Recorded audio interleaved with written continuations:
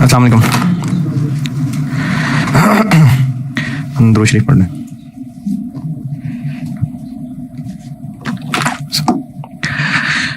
Capital rationing मैंने शाखें बनाई थी और प्रैक्टिस कराता हूं उसकी। पहले करते हैं सिंगल पीरियड राशनिंग। एक मिसाल से ना डिविजिबल और इनडिविजिबल दोनों सिखाता हूं, फिर पास पेपर का सवाल कराता हूं।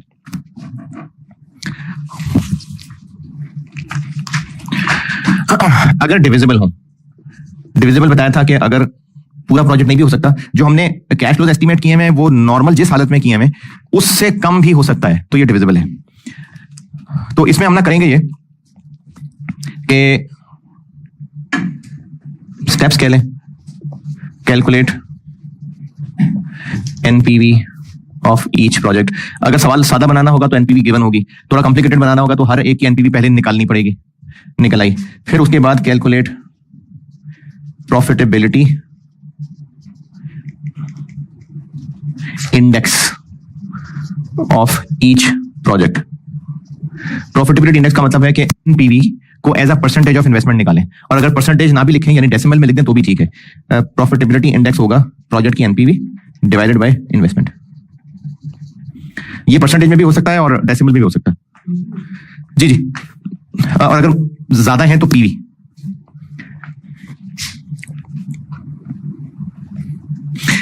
Rank projects from highest to lowest on the basis of profitability index.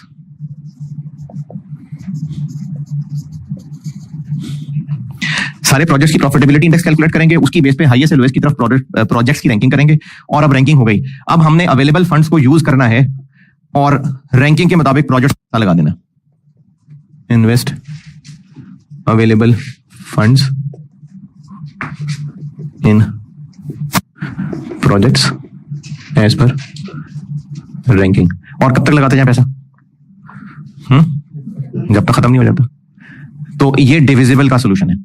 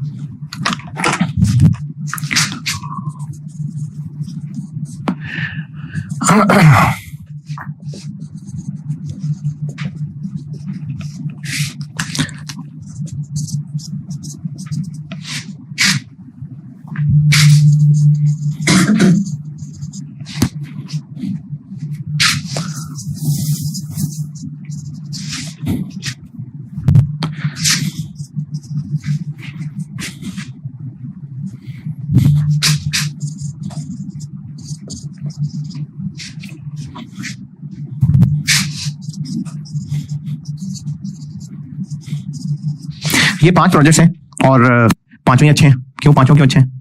Positive NPV है। लेकिन प्रॉब्लम ये है कि हमारे पास पैसे इतने सारे हैं नहीं। पैसे हमारे पास सिर्फ 100,000 है।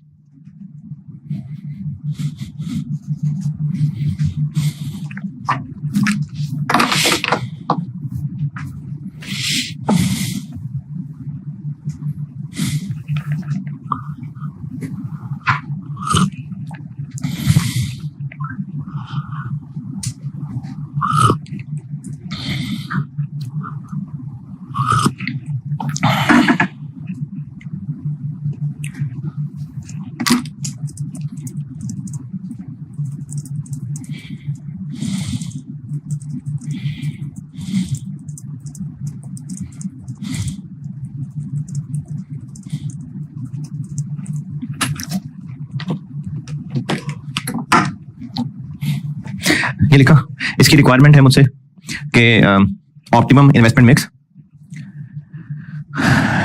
If optimum investment mix required है, if requirement A projects are divisible और requirement B projects are indivisible.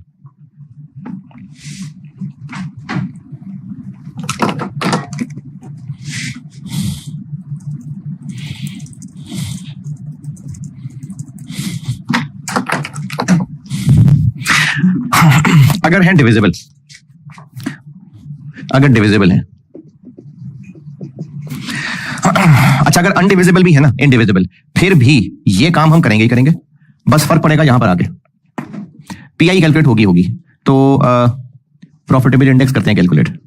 ए की 20,000 ओवर 40,000 0.5, बी की 35 ओवर 100 0.35, सी की 24 ओवर 50 48, डी की 18/60 30, ई की 4/50 0.08। जी रैंकिंग 1 2 3 4 5। अगर सिंगल पीरियड है और इनडिविजिबल है, मैं अभी इनडिविजिबल की हेडिंग देता हूं ना, तो ये लिखवा भी देता हूं बाद, रैंकिंग फिर भी हमें हेल्प देगी, टाइम बचाएगी।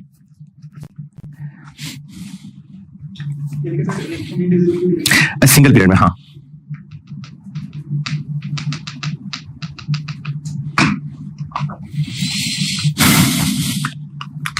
अब जब रैंकिंग निकल आई ना, तो ऑप्टिमम इन्वेस्टमेंट मिक्स होगा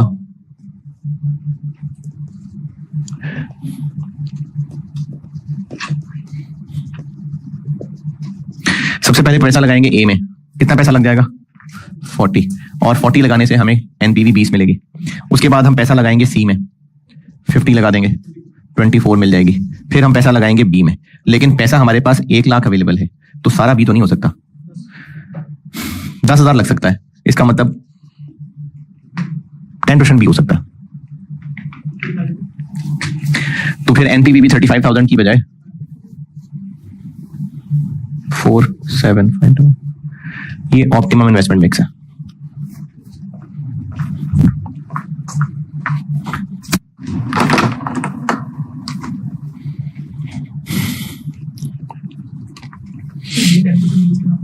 कि हम पूरा भी नहीं कर सकेंगे, 10% कर लेंगे।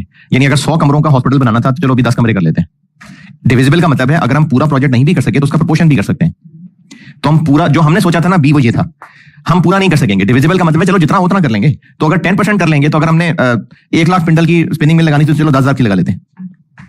तो ये डिविजिबल का मतलब है कि जो हमने प्रोजेक्ट सोचा हुआ है वो अगर 100 है, तो डिविजिबल का मतलब है कि हम उसको प्रोपोर्शनेटली भी कर सकते हैं। इसके लिए मैंने वर्ड लिखवाया था स्केल डाउन।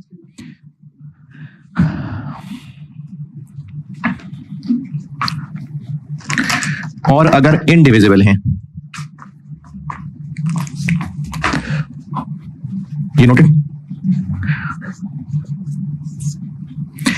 तो प्रॉफिटेबिलिटी इंडेक्स तो निकालें रैंकिंग, लेकिन इसमें हमें रैंकिंग सिर्फ ये हेल्प देगी कि अब चूंकि इनडिविजिबल है, तो लगाने तो हमने तुक्के ही हैं, मुख्तलिफ कॉम्बिनेशन बना के देखने, लेकिन जितने पॉसिबल कॉम्बिनेशन बना सकते हैं उन सब पे टाइम जाया करने की बजाय रैंकिंग से हेल्प ये मिलेगी कि बस अच्छे अच्छे कॉम्बिनेशन बना के देख लेंगे। यानी डी और ई का कॉम्बिनेशन बना के नहीं देखेंगे, बनाने को बना लिया, नेगेटिव मार्किंग नहीं है, लेकिन ये दोनों हैं ही सबसे घटिया, तो इनका कॉम्बिनेशन चेक कर भी लेंगे तो उतना अच्छा रहना नहीं है। तो इसलिए प्रॉफिटेबिलिटी इंडेक्स हमारा टाइम बचा देगा। लेकिन अगर आपको लग रहा है कि कंफ्यूजिंग है, तो दफा करें इसको। इसका इनडिविजिबल का तरीका क्या होगा, ये मैंने उस दिन दरख्त में लिखा था शाख बना के, कि मुख्तलिफ कॉम्बिनेशन बना के देखेंगे, जिस कॉम्बिनेशन में टोटल एनपीवी हाईएस्ट हुई वो कॉम्बिनेशन ठीक होगा। रैंकिंग करनी है तो फायदा होगा, टाइम बच जाएगा, लेकिन अगर नहीं करनी तो कोई मसला नहीं। तो अगर आप ये ना लिखना चाहें तो बेशक रहने दें, फाइनल जवाब ये लिख लें कि हम मुख्तलिफ कॉम्बिनेशन बना के चेक करेंगे। और अगर आपको ये लग रहा है कि हाँ प्रॉफिटेबल इंडेक्स बेहतर है, तो यहां स्टेप 3 तक लिख के स्टेप 4 ये लिख लें अपने अल्फाज में खुद ही, कि हम मुख्तलिफ कॉम्बिनेशन बना के देखेंगे, और रैंकिंग का फायदा ये होगा सिर्फ अच्छे अच्छे प्रोजेक्ट के कॉम्बिनेशन बना के देख लेंगे। ये इतना लिखना है तो लिखना, फिर मैं सॉल्व करके दिखाता हूं, पार्ट बी सॉल्व करके दिखाता हूं।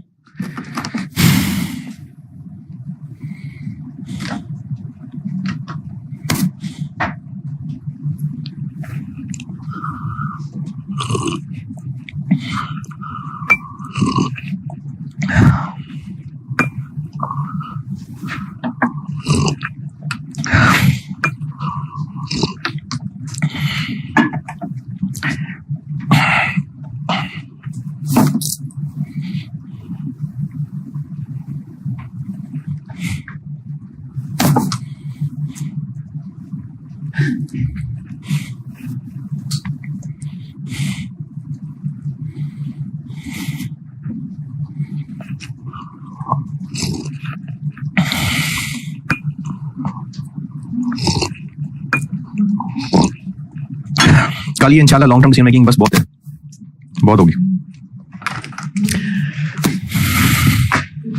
अगर ये लिखने हैं स्टेप्स, अगर आपको लग रहा है कि प्रॉफिटेबिलिटी इंडेक्स वाली बात समझ आ रही तो लिख लें, नहीं तो रहने दें। इनडिविजिबल का हल ये है कि हमने कॉम्बिनेशन बना बना के तुक्के लगा दें। चलें सॉल्व करके दिखाता हूं। इनडिविजिबल यानी इस सवाल का पार्ट बी सॉल्व करता हूं।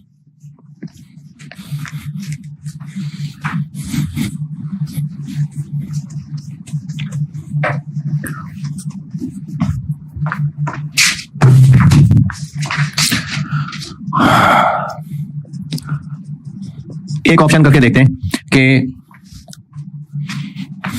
ए और बी तो हम कर नहीं सकते। क्यों? पैसे नहीं तो पहले भी नहीं थे। इनडिविजिबल है ना, तो बी 1 लाख का तो बी है, तो ए के साथ तो बी हो ही नहीं सकेगा। तो एक ऑप्शन हो सकती है कि बी ओनली।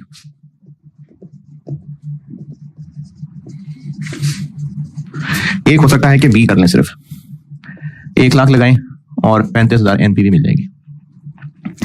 एक ऑप्शन हो सकती है कि ए तो करें क्योंकि नंबर 1 है। कितना लग जाएगा? बी, उसके बाद दूसरा नंबर किसका है? सी का। सी भी कर लेते हैं। कितना?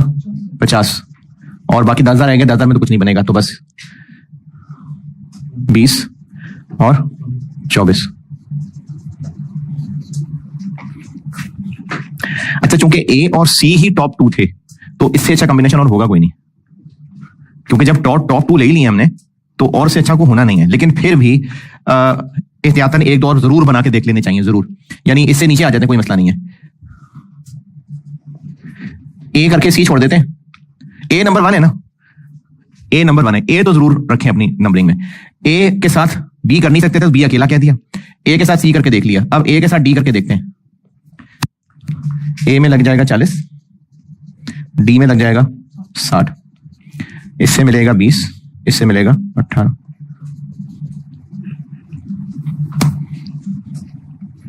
और ए के साथ ई मिलाएंगे तो वो और कम हो जाएगा, तो ए और ई चेक करने पे टाइम जाया होगा। एहतियातन अगर एक और चेक करना चाहते हैं तो सी के साथ मिला के देखते हैं। सी के साथ कौन सा मिल सकता है? इधर मुश्किल ढूंढना, इधर देखते हैं। सी के साथ ई मिल सकता है बस, तो सी और ई करके देखते हैं। सी लगेगा 50 और ई पे लगेगा 50, 24 और 4। तो इन कॉम्बिनेशंस को बना के बेस्ट है ये, तो ये ऑप्शन 2 हम अवेल करेंगे, ये बेस्ट है।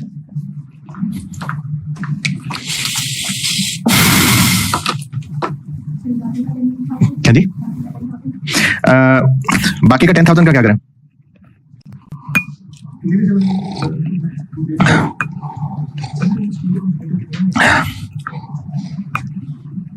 ये जो बाकी 10,000 बच रहे हैं ना, इसका एक हल और होता है जो अभी इतना खास समझ नहीं आएगा, ये आगे एक सवाल में है तो उसके साथ समझाऊंगा।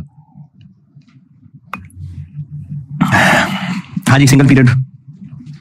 चलिए 5 नंबर का करते हैं सवाल। 1 दिसंबर 16 पे आए।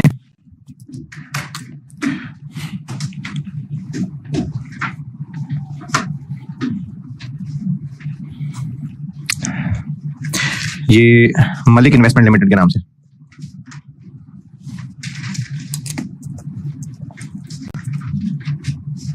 ये मेरी बुक में क्वेश्चन 28।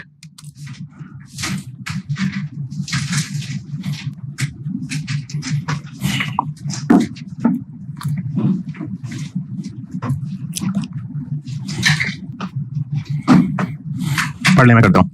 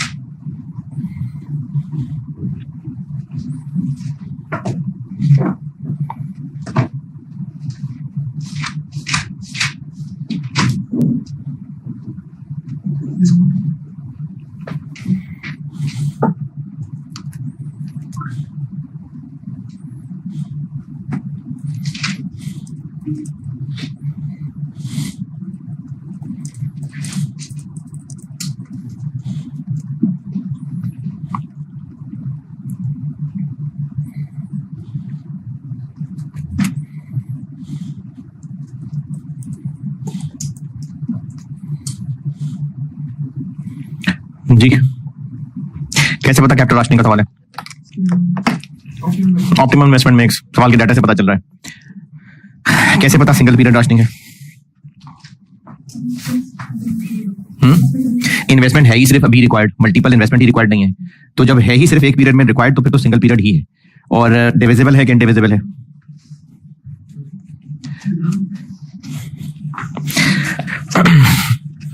अच्छा अगर ज़बानी बात याद रह जाए तो ठीक है, आसान सी बात है, लेकिन अगर नहीं तो लिख लें बेशक कि जब हम कह रहे हैं ना डिविजिबल, तो ये उसकी बात हो रही है जब सारी डिविजिबल है। अगर बीच में कोई एक आधा इनडिविजिबल है तो फिर ये डिविजिबल वाले तरीके से नहीं होगा, हमें ये तुक्कों वाले तरीके से ही करना पड़ेगा। अगर सारे डिविजिबल हैं तो सादा सा ये तरीका है, रैंकिंग करें और ऑप्टिमम इन्वेस्टमेंट मिक्स। लेकिन अगर सारे डिविजिबल नहीं हैं तो फिर ऐसे नहीं होगा, फिर ऐसे होगा ऑप्शंस बना के। एनपीवी निकालनी पड़ेगी कि निकली हुई है? निकली हुई है। तो फिर ये तरह सारे कैश फ्लोस नहीं दिए हमें, ये पार्ट बी के लिए दिए हमें। पार्ट ए करते हैं, दिसंबर 16 पार्ट ए। क्या क्या है जी प्रोजेक्ट, मुझे फिगर्स बताइएगा। इन्वेस्टमेंट और एनपीवी जी, A B C D E F, बस बताए। इन्वेस्टमेंट्स 150, 200, 250, 225, 60, 100 और एनपीवी 24, 14।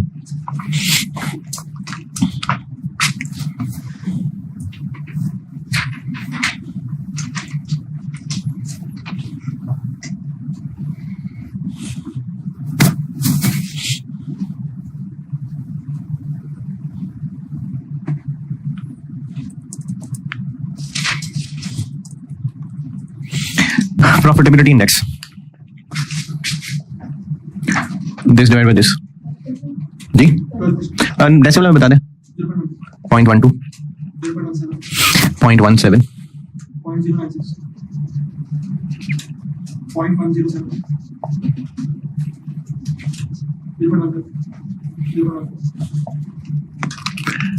रैंक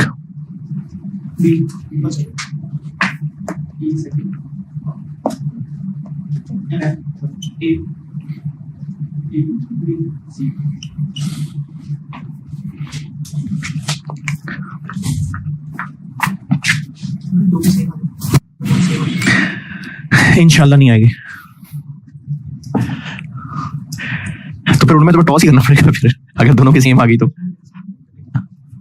नहीं नहीं नहीं, हमें अगर दोनों इन्वेस्टमेंट अगर दोनों की डिफरेंट है, देखें अगर तो है ना सारी डिविजिबल, सवाल ये पूछा है कि अगर किसी की पीआई सेम आ गई तो, अगर डिविजिबल है तो कोई फर्क नहीं है अगर ए और एफ की सेम आ जाती है, ठीक है, तो आप चाहे इसको पहले रखें चाहे इसको पहले रखें, कोई मसला नहीं है, क्योंकि इसके पैसे कम लगेंगे बाकी बच जाएंगे, वो यहां आ जाएंगे। इसको पहले रखेंगे सारे पैसे इसमें लग जाएंगे। दोनों की एनपीवी प्रोपोर्शनेटली सेम है तो टोटल एनपीवी सेम आएगी। लेकिन अगर डिविजिबल नहीं है तो हमने तो कॉम्बिनेशन बना के देखना है, एक बार इसको रख लेंगे पहले, एक बार इसको पहले रख लेंगे जी। पॉइंट नंबर 1 का मतलब क्या है कि project A is fixed 5 year contract and not subject to change, के डिविजिबल नहीं है। और पॉइंट नंबर 2 का मतलब है सारे स्केल डाउन हो सकते हैं। पॉइंट 3 का मतलब है कि सी डी और ई स्केल अप भी हो सकते हैं। इसका मतलब है हमने जो सोचा हुआ है इनके बारे में, इसको ज्यादा भी बढ़ा के कर सकते हैं। तो अब इसका हल ये है कि रैंकिंग में जो प्रोजेक्ट अच्छा है उसको आपने स्केल अप करना है। पहले जो प्रोजेक्ट देखें कौन सा है, सी डी और ई ये दूसरे नंबर पे है, तो जब इसको हम और ज्यादा कर सकते हैं तो फिर हम इसको और ज्यादा कर लेना, क्यों जाए एफ के ऊपर। अगर रैंकिंग में अच्छा प्रोजेक्ट है तो पहले उसको स्केल अप कर सकते हैं, तो पहले उसको स्केल अप करेंगे फिर उससे अगली रैंकिंग पे शिफ्ट होंगे। लिख लेते बात।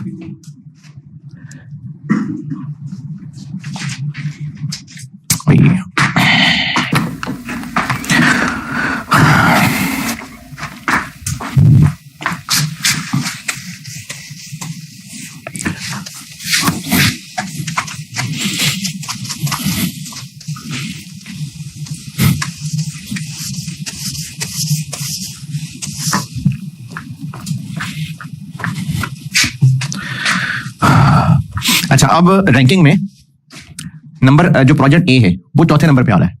अगर ये आखिरी नंबर पे आ रहा होता, इस सवाल में प्रोजेक्ट ए इंडिविजिबल है, अगर ये आखिरी नंबर पे आ रहा होता और पैसे नहीं, अगर ये आखिरी नंबर पे आ रहा होता और बाकी सब डिविजिबल होते तो हम आराम से पैसे सब अच्छे प्रोजेक्ट्स में लगा देते, बात खत्म। ए का रोला ही ना होता। ए का रोला कब आएगा? अगर ये रैंकिंग में अच्छा होगा, और फिर ये फड्डा डाल देगा आगे, जैसे भी डालने लगा फड्डा। अभी चूंकि आपको सवाल करते हुए नहीं पता इस बात का, तो अपनी तरफ से आप इसको एक इन्वेस्टमेंट प्लान ही कहें, ऑप्टिमम का वर्ड बाद में लिख देना।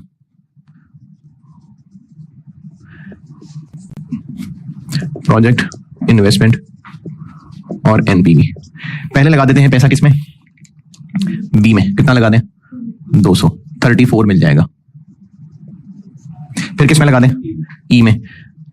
अच्छा, ई में कितना लगाएं? 72 लगाएंगे, क्योंकि जो अच्छा प्रोजेक्ट है ना, अगली रैंकिंग में जाने से पहले उसको बढ़ाएं, तो 60 को हम 20% बढ़ा के करेंगे। सी, ई और पता नहीं कौन सा, सी, डी, ई, ये तीन 20% तक अपग्रेड हो सकते हैं, तो कर लेते हैं ना। तो ई जब अच्छा है तो उसको और अच्छा है तो पूरा अच्छा कर लें इसको। तो ई को पहले जितना भरपूर कर सकते हैं करेंगे, उसके बाद अगली रैंकिंग पे जाएंगे। तो सी में फिर 60 की बजाय लगेगा 72। इसी तरह सी की, ई की एनपीवी भी 9 की बजाय 10.8 आएगी। अगला नंबर एफ का। अच्छा, टोटल का ध्यान रखना, टोटल मुमकिन आ जाए। कितना चाहिए एफ के लिए? 114। टोटल कितना पैसा है? 500 अभी भी है। चौथा नंबर ए का। कितने पैसे गए? 372। कितने रह गए? 128। तो ए तो नहीं होने लगा, ए के लिए तो 150 चाहिए, और ए चूंकि इनडिविजिबल है तो हम 128 में प्रोपोर्शनेट ए नहीं कर सकते। अब ए ने फटा डाल दिया कि या तो वो जाएगा शादी में, मैं जाऊंगा। तो अब क्या करें फिर? अब हमें कॉम्बिनेशन चेक करना पड़ेगा। एक बार ए को इग्नोर करके अगले को लिफ्ट करा देते हैं, ए को छोड़ देते हैं, डी पे आ जाते हैं। अब ए की बारी बनती थी ना, तो ए जिद में आ गया है, हम ए को छोड़ के उससे जूनियर को ले देते हैं। ए का जूनियर क्या है, लेकिन डिविजिबल तो है ना, पूरा नहीं हो रहा तो डिविजिबल तो है ना, तो 128 लगा देते हैं इस पे। अगर हम डी पे 128 लगा दें तो एनपीवी कितनी मिल जाएगी? 24 मिलनी थी पूरे डी पे, तो 128 पे कितनी मिलेगी? 13.65। बारी ए की बनती थी, लेकिन जितने पैसे रह गए थे ए उसमें हो नहीं सकता था, तो हमने ए को स्किप करके उसके जूनियर को प्रमोट कर लिया। और अब देखा कि इससे हमें क्या हासिल हो रहा है, तो इस कॉम्बिनेशन से क्या हासिल हो रहा है?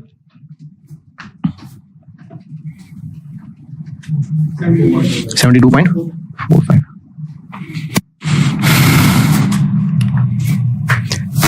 ये इंडिविजिबल का रोल है कि हमें अब कॉम्बिनेशन चेक करने पड़ेंगे। अच्छा, फिर से ऐसी अन्य वहां कॉम्बिनेशन चेक करें, सी को रख लेते हैं और ई को रख लेते हैं। रैंकिंग से हमें हेल्प मिल रही है। हमने अभी सिर्फ ए को हटा के उससे जूनियर को ऊपर लेके आए। अब अगर ए को लाना है तो क्या करें, कैसे ए को एडजस्ट करें? ऊपर से बी और ई सब हटा दें, एफ को हटा लेते हैं, एफ को थोड़ा नीचे कर लेते हैं। ये रैंकिंग का फायदा है। अगर रैंकिंग ना की होती तो बस एम ही तुक्के मार मार के कॉम्बिनेशन बना के टाइम जाया होता। रैंकिंग से फायदा ये हो रहा है कि ए को लाना है ना, तो उससे जो इमीडिएट अच्छा है उसको कहते हैं थोड़ा साइड पे हो जाओ, बजाय इसके कि ऊपर वाले सब हटा दें। तो सिर्फ जो ए से इमीडिएट, देखें अभी हमने क्या किया, ए को स्किप करके ए के जूनियर को उठा दिया। अब अगर ए को लाना चाहें तो ए के सीनियर को हटा लेते हैं। तो अब हम अगला कॉम्बिनेशन ये बना के देखेंगे।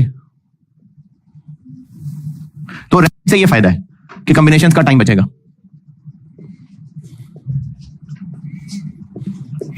बी और ई तो अच्छे हैं, वो तो आएंगे ही आएंगे।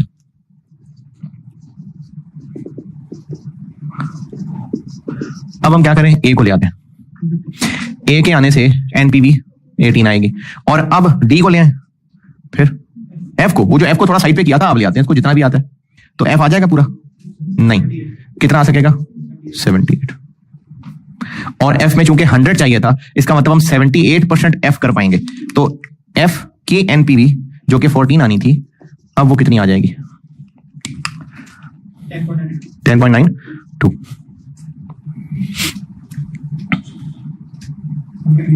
73.72। तो ये अच्छा है।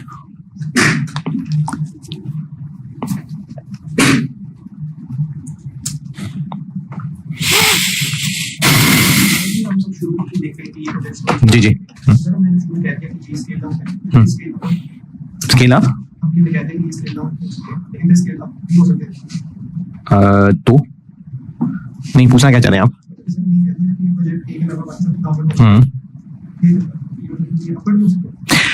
अच्छा, जो प्रोजेक्ट हमने एस्टीमेट किया हुआ है, जो सवाल में डाटा गिवन है, ये इसकी एक नॉर्मल डिफॉल्ट पोजीशन है कि ये इस स्केल के ऊपर हम समझते हैं कि एक मुनासिब प्रोजेक्ट है।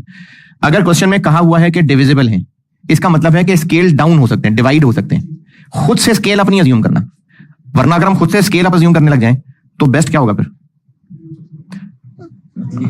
जिसकी रैंकिंग 1 है उसमें हवा भरते जाएं, लगा लें पूरा। तो इसलिए स्केल अप कहेंगे तो होगा, बाय डिफॉल्ट स्केल अप नहीं होगा। तो इसलिए जिसका स्केल अप कहा था उसी का स्केल अप लिया है, वरना तो नंबर 1 करें उसी को स्केल अप कर करके ले जाएं ऊपर। तो किसी प्रोजेक्ट का स्केल अप होगा तो बताया होगा जी। पार्ट ए, तो पार्ट ए का कंक्लूजन क्या हुआ कि वो जो दूसरा वाला प्लान है वो बेहतर है। तो अब हम इसको कह देते हैं प्लान 1 और इसको कह देते हैं प्लान 2। तो कंक्लूजन ये हो जाएगा कि प्लान 2 जो है वो ऑप्टिमम इन्वेस्टमेंट मिक्स है।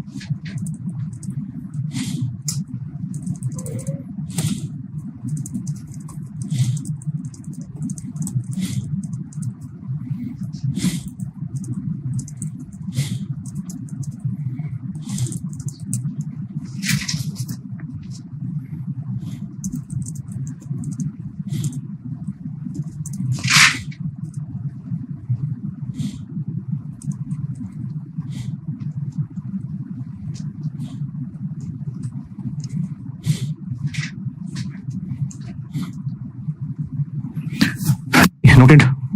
अच्छा, इसका पार्ट बी, ये जो पार्ट बी है ना, ये जो सवाल इनफैक्ट है ये एसीसी का सवाल कॉपी किया था उन्होंने, और मेरा ख्याल है 2013 टर्म का सवाल था, वो कॉपी किया था। पार्ट बी एक बड़ा स्पेसिफिक सी सिचुएशन है ये एज सच। अब ये जो पार्ट ए है ना, ये एक रेगुलर कैपिटल राशनिंग है, यानी मल्टीपल टाइम्स इस तरह के सवाल टेस्ट हुए हैं। ये जो पार्ट बी है ये एक बड़ी स्पेसिफिक किस्म की सिचुएशन थी जो इस सवाल से ही सिर्फ रिलेटेड थी बस, यानी बस एक सवाल के हिसाब से ये पार्ट बी को सॉल्व करना, ये कोई अलग टेक्निक नहीं है जो सिखाने लगा।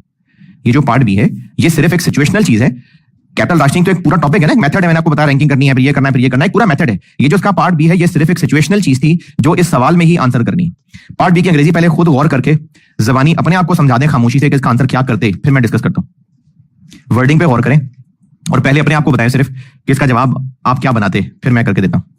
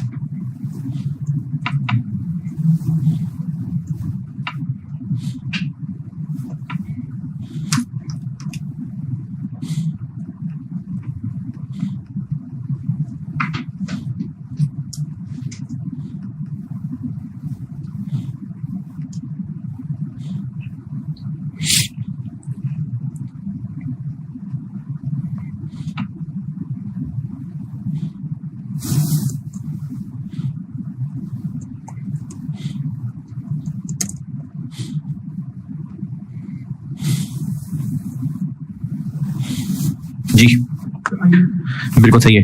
वो ये कह रहे हैं कि प्रोजेक्ट तो सारे अच्छे थे, क्यों अच्छे थे? एनपीवी पॉजिटिव थी, तो हम सारे क्यों नहीं कर पा रहे? क्योंकि पैसे खत्म हो गए।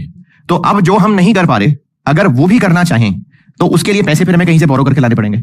तो अब जहां से भी लाएंगे उस लोन पे इंटरेस्ट कहां से देंगे? जो प्रोजेक्ट से कमाएंगे, तो हम मैक्सिमम कितना इंटरेस्ट दे सकते हैं जितना हम इन प्रोजेक्ट से कमा लेंगे, यानी हम जितना इन प्रोजेक्ट से कमा लेंगे हम मैक्सिमम उतना इंटरेस्ट दे सकते हैं। तो अब हमें करना क्या है, इसलिए टेबल में कैश फ्लोज दिए हुए थे कि उस प्लान में से कौन सा चुना है, ये चुना है ना, ये फाइनल किया हमने। अब इसको सामने रखते हुए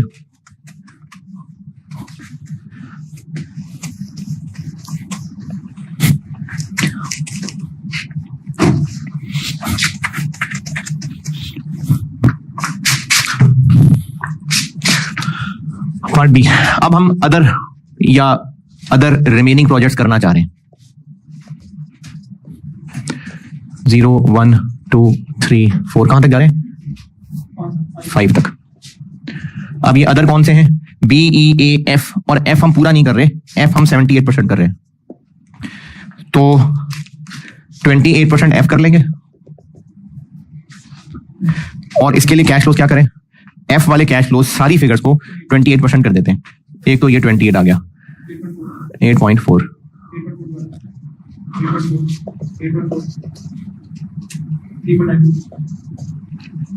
और बाकी जो छोड़े हुए हैं, सी छोड़ा हुआ है, कितना है 250,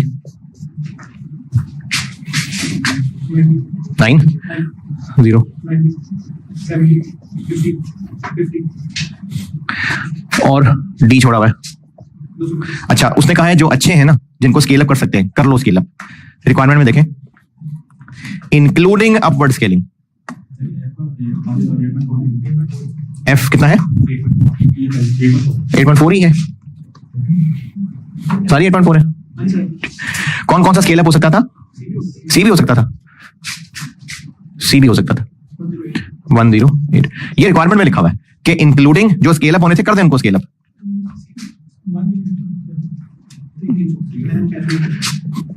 कितना 300, 108, 84, 60, क्या जी 22, सॉरी 22। इतने सारे लोग देख रहे हैं, देखे ही जा रहे हैं, देखे ही चले जा रहे हैं। 78 के अलावा बाकी 22 हो गया ना, तो 22 6 point, A B C D E F सारे हो गए, बस डी रह गया लिखने वाला, A B C D E F, हाँ डी रह गया। तो स्केल अप और कौन सा होना था, डी भी होना है स्केल अप, तो डी को भी स्केल अप कर दे 270, 1।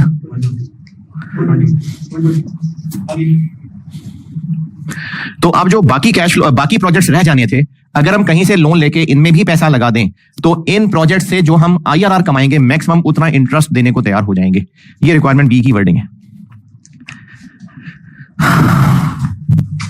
तो अब हमने करना क्या है, इन कैश फ्लोज का आईआरआर निकालना है। 592 234.6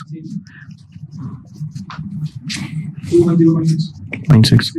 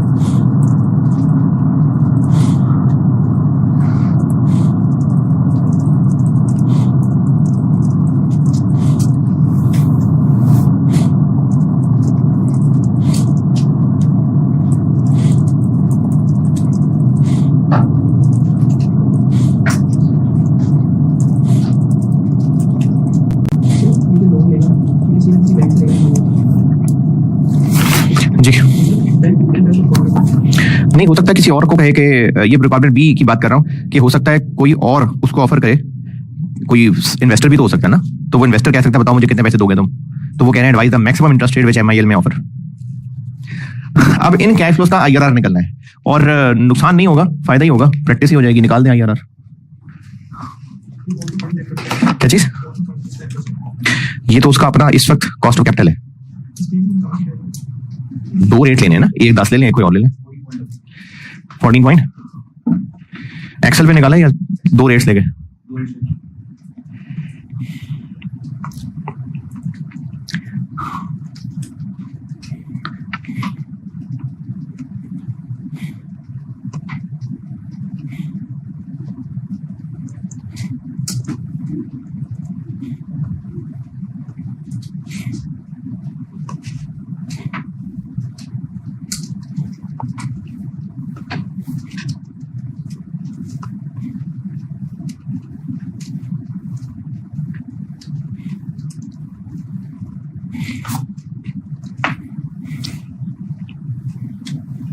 अच्छा, ये ना मैं एक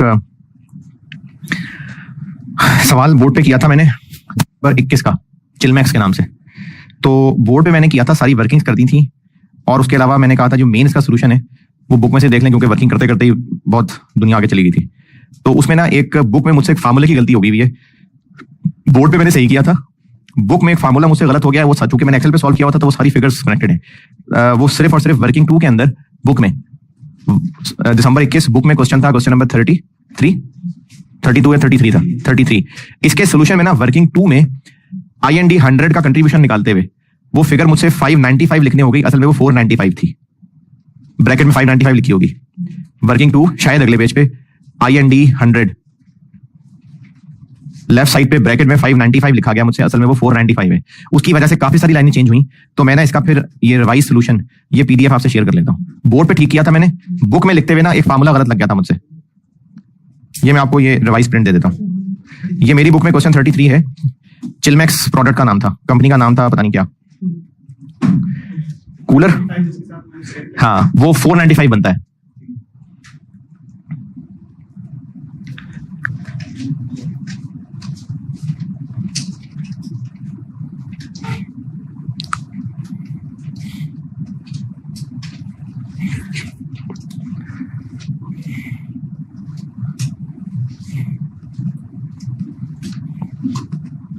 अच्छा, इसी के जैसा ना जैसे क्वांटिटी बढ़ जाएगी, मैं आपको एक और नए सवालों में से एक सवाल बोर्ड पे करता हूं। इसी से एक मिलता जुलता सवाल है, वो आप अभी कर दें तो फिर ये लेक्चर 27 एंड कर दूंगा। चैप्टर में नहीं डाला हुआ मैंने, बुक के एंड पे एक आखिरी चैप्टर बनाया हुआ मैंने पास्ट पेपर्स के नाम से। बुक का आखिरी चैप्टर बनाया हुआ मैंने पास्ट पेपर्स के नाम से, उसमें आए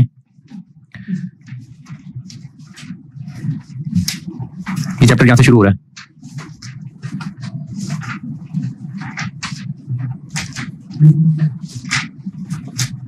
नई बुक में पेज नंबर ऊपर लिखा हुआ यार 504 से शुरू हो रहा है। ये ना मैंने किया ये हुआ है कि जितने सवाल मैंने बुक में डाल दिए थे, मतलब चैप्टर्स में डाल दिए थे, ये पिछले जून 8 से शुरू किया मैंने, शायद जून 8 से लेके तो दिसंबर 23 तक जितने सवाल मैंने चैप्टर्स में डाल दिए ना, वो तो मैंने साथ ये पहले फिर देखेंगे टेबल बनाया हुआ है, वो सारा रेफरेंस दे दिया। जितने मुझे चैप्टर में डालने का दिल नहीं किया वो मैंने यहाँ एंड पे डाल दिए। तो इनमें से देखिएगा ये मैंने उल्टा चलाया होगा शायद। सबसे पहले कौन सा रहा? विंटर 20। इससे आगे वाले सारे चैप्टर्स में डाल दिए मैं, इनमें से उल्टा चलें और दिसंबर 14 अटेम्प्ट में आए। दिसंबर 14, दिसंबर विंटर 14 अटेम्प्ट में आए।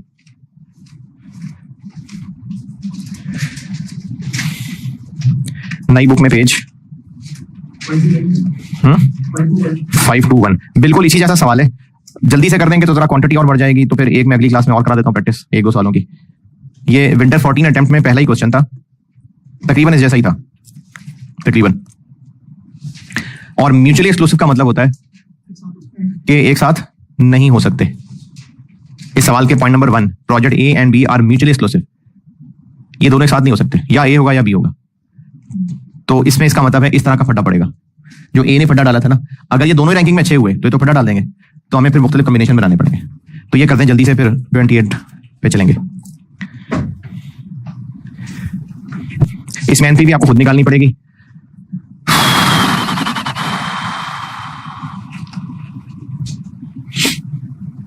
अच्छा ऐसा करें, एनपीवी सोल्यूशन से देख लें, मिक्स आप बना दें, एनपीवी देख लें सोल्यूशन से।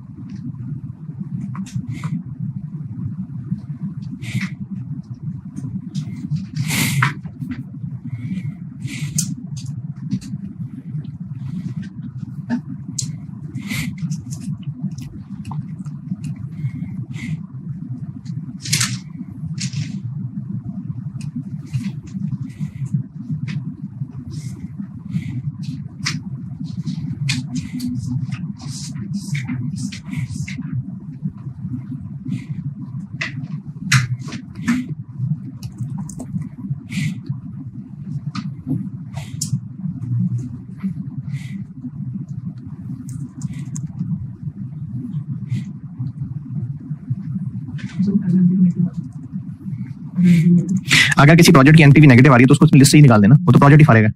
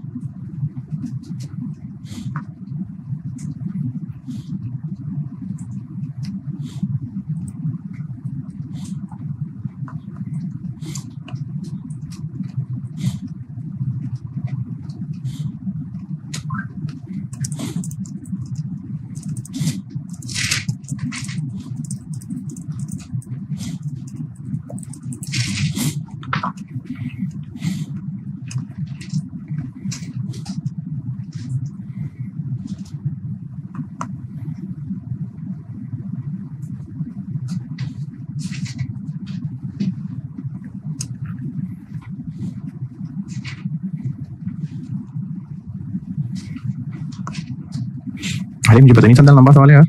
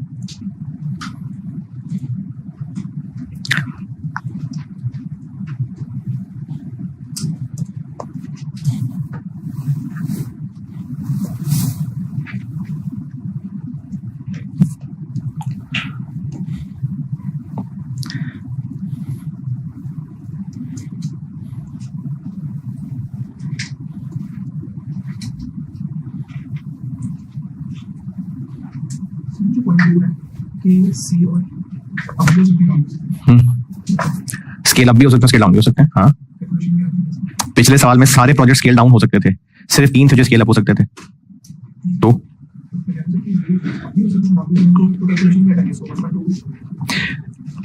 जो प्रोजेक्ट सी और ई हैं ये स्केल अप भी हो सकते हैं, स्केल डाउन भी हो सकते हैं।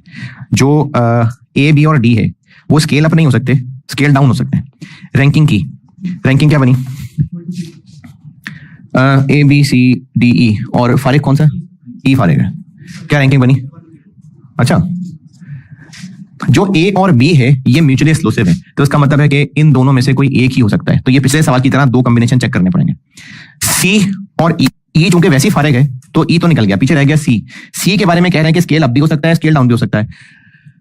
चूंकि ये अच्छा है डी से, तो हम ए के कॉम्बिनेशन को बनाते हुए पहले ए करेंगे, बी को स्किप करके सी करेंगे और सी को और ज्यादा कर लेंगे, उसके बाद डी पे जाएंगे। और अगर ए और बी इतने बड़े होते कि सी की जगह ही ना बनती तो ये स्केल डाउन हो सकता, लेकिन बस आधे तक हो सकता, से ज्यादा नहीं हो सकता। जैसे यहां था ना, इसको हमने 78% तक कर लिया। अगर ये जैसे वो जो मैंने खुद ही मिसाल बनाई थी उसमें बी मैंने 10% किया था, तो ये कह रहा नहीं बस 50 तक जा सकता है, इससे नीचे नहीं जा सकता। तो ये मतलब इस पॉइंट का कि स्केल अप हो सकता है 20%, और चूंकि ये सी डी से बेहतर है तो हम इसको पहले स्केल अप करेंगे फिर इस पे जाएंगे। हाँ जी, जिन्होंने ये सवाल किया है कुछ पूछना है तो बताएं। हाँ जी, अगर किया है ओके, चलें 27 बस, नमाज पढ़ने फिर और प्रैक्टिस करते हैं।